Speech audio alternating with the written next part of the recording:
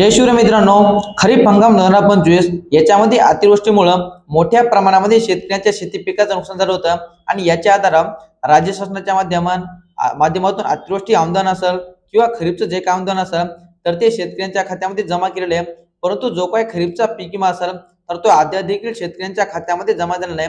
तर त्या खरीपच्या पीक विम्याच्या बाबत काही महत्त्वाचा असा अपडेट आहे, हेच अपडेट आपण या व्हिडिओच्या माध्यमातून जाणून घेण्याचे प्रयत्न करणार आहोत। तर मित्रांनो, खरीपचा जो काही पीक विमा आहे तर तो अंतिम अनिवार्याची जी काही पैसेवारी असते तर त्याच्या आधारावर हा शेतकऱ्यांच्या खात्यामध्ये जमा केला जातो। आता याच्यामध्ये आपण या व्हिडिओच्या माध्यमातून हा खरीपचा पीक विमा वाटप कधी केला जाणार आहे आणि याच्यामध्ये काही जिल्ह्यांचा अपडेट आहे, तर त्या जिल्ह्यांची जी काही अंतिम अनिवार्य आहे तर ती 50 पैशापेक्षा कमी करण्यात आली आहे आणि ज्या तालुक्यांची जिल्ह्यांची गावांची अंतिम अनिवार्य ही 50 पैसा कमी असते तर त्या शेतकऱ्यांना तेथील सवलती लागू करण्यात येतात आणि त्यांच्या खात्यामध्ये या खरीपच्या पीक विम्याचं वाटप चालू केलं जाणार आहे। आता याच्यामध्ये आपण हिंगोली जिल्हा असेल, परभणी जिल्हा असेल, तसेच नांदेड जिल्हा असेल, या तिन्ही जिल्ह्याची जी काही अंतिम अनिवार्य आहे तर त्या अंतिम अनिवार्याचा अपडेट जाणून घेण्याचे प्रयत्न करणार आहोत आणि येणाऱ्या व्हिडिओच्या माध्यमातून जे काही उर्वरित जिल्हे आहेत, उर्वरित तालुके आहेत त्यांची सुद्धा माहिती आपण जाणून घेण्याचे प्रयत्न करणार आहोत। तर मित्रांनो, याच्यामध्ये आपण आता परभणी जिल्हा, हिंगोली जिल्हा आणि नांदेड जिल्हा या तीन जिल्ह्यांमधील नेमकी कोणकोणत्या शेतकऱ्यांची अंतिम अनिवार्य ही 50 पैशापेक्षा कमी आलेली आहेत हे आपण बघणार आहोत। याच्यामध्ये आता परभणी जिल्हा बघूयात।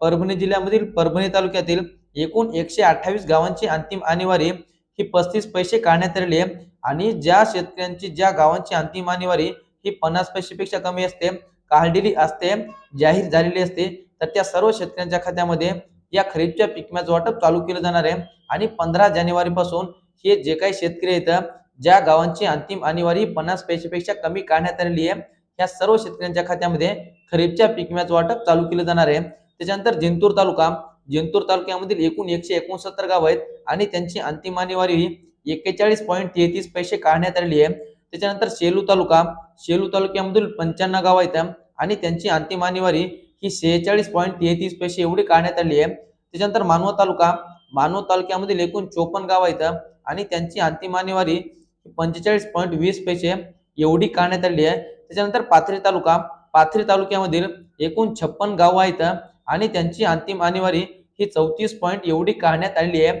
त्याच्यानंतर सोनपेठ तालुका येथील एकूण 52 गाव आहेत आणि त्यांची अंतिम अनिवार्य 40.46 पैसे एवढी काढण्यात आली आहे। त्याच्यानंतर गंगाखेड तालुक्यामधील एकूण 105 गावांची अंतिम अनिवार्य ही 42 पॉइंट एवढी काढण्यात आली आहे। त्याच्यानंतर पालम तालुक्यातील एकूण 82 गाव आहेत आणि त्यांची अंतिम अनिवार्य ही 42 पैसे एवढी काढण्यात आली आहे। त्याच्यानंतर पूर्णा तालुक्यामधील एकूण 54 गाव आहेत आणि त्या गावांची अंतिम अनिवार्य 44.48 पैसे एवढी काढण्यात आली आहे। म्हणजे मोठ्या प्रमाणामध्ये परभणी जिल्ह्यामधील शेतकऱ्यांचं नुकसान झालं होतं आणि या शेतकऱ्यांना दिलासा म्हणून यांची अंतिम अनिवार्य 50 पैशापेक्षा कमी करण्यात आली आहे आणि या शेतकऱ्यांच्या खात्यामध्ये 15 जानेवारी पासून खरीपचा पीक विमा हा चालू केला जाणार आहे। हे झालं परभणी जिल्ह्याचा अपडेट। आता पुढचा जिल्हा म्हणजे हिंगोली जिल्ह्यामधील सुद्धा सर्व शेतकऱ्यांची सर्व गावांची अंतिम अनिवार्य ही 50 पैशापेक्षा कमी करण्यात आली आणि हिंगोली जिल्ह्यामध्ये आपण जर पाहिलंच असाल तर मोठ्या प्रमाणामध्ये अतिवृष्टीमुळे पावसामुळे शेतकऱ्यांचं नुकसान झालं होतं आणि या सर्व शेतकऱ्यांना दिलासा म्हणून यांची अंतिम अनिवार्य 50 पैशापेक्षा काढून त्या शेतकऱ्यांच्या खात्यामध्ये 15 जानेवारी पासून या खरीपच्या पीक विम्याचं वाटप चालू केलं जाणार आहे।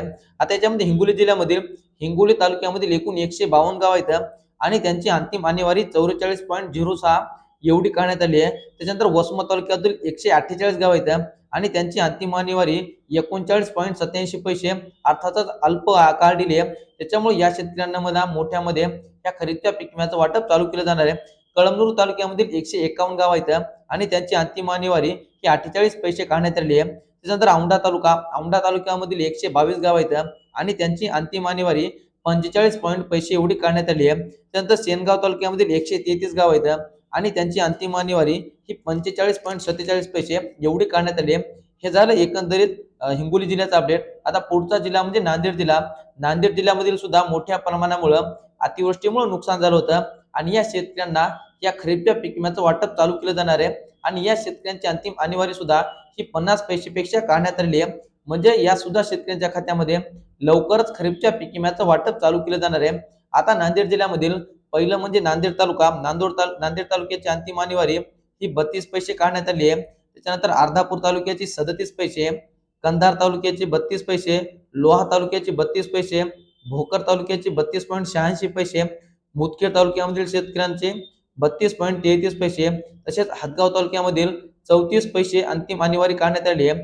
त्यानंतर हिमायतनगर मधील 37 पैसे, किनवट मधील शेतकऱ्यांना 37 पैसे, त्याच्यानंतर माहूर मधील 37, बिलोली मधील 35, त्याच्यानंतर नायगाव मधील 32, धर्माबाद मधील 31 आणि देगलूर मधील 36 असं एकंदरीत पाहायला गेलं तर नांदेड जिल्ह्यामधील एकूण 16 तालुके इथं आणि 16 तालुक्यामधील सर्व शेतकऱ्यांची अंतिम आणीवारी ही 50 पेक्षा कमी करण्यात आली.